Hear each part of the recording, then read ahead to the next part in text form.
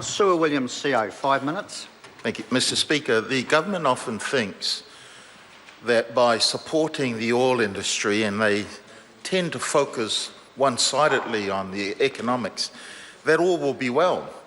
But we know, sir, that despite the best effort and despite the money that the industry says they have and are prepared to mitigate disasters, disasters do happen, and when they happen, it is the general population that suffer, it is our environments that suffer, it's also nature that suffers.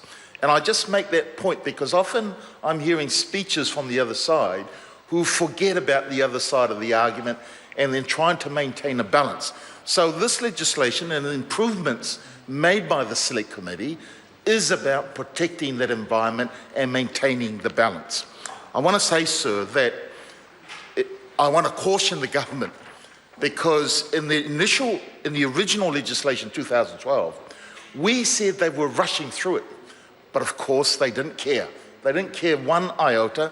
They rushed through, and what we got was mistakes made, a weak legislation.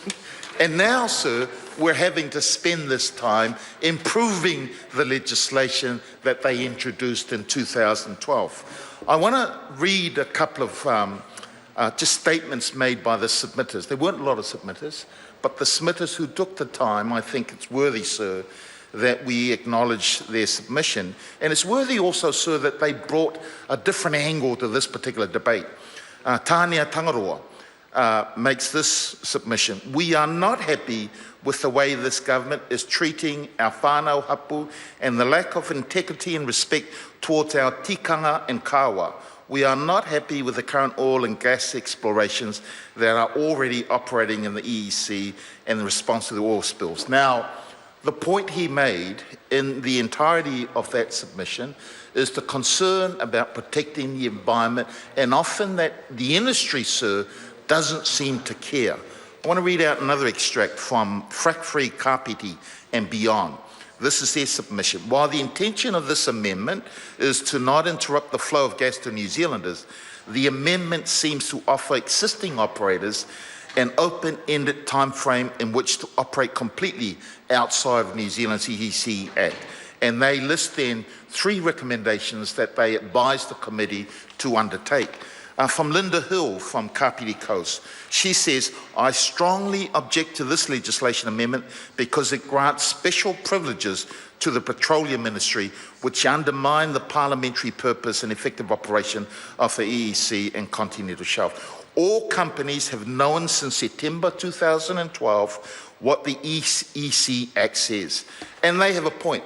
And I think, sir, to be fair, the members of the Select Committee took on board those submissions. We didn't necessarily were able to address the concerns that they had, but one concern that they tabled before the Select Committee, which the Select Committee took on board, was the fact that we had to put some limitations on the companies in terms of what the time frame that they would have for the transition. And I'm happy to say that through, and my colleagues from New Zealand First, Ron Mark is absolutely correct, as well as the members from the Green Party, it was actually the opposition that made the suggestions to the members of the government.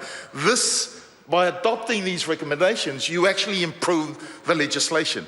And I'm pleased to say that the government members on the Select Committee were able to hear those voices of common sense and accept it. I can't say that, sir, for the minister who introduced the bill, who's responsible for this, because I think it's her recklessness in rushing through legislation. It's in her recklessness in failing to accept the fact that our Select Committee process, sir, is designed to enable significant individuals, significant input from our community, from people who know what they're talking about, and by so accepting that advice, it enables the ability of whatever government to improve on the pieces of legislation that they have.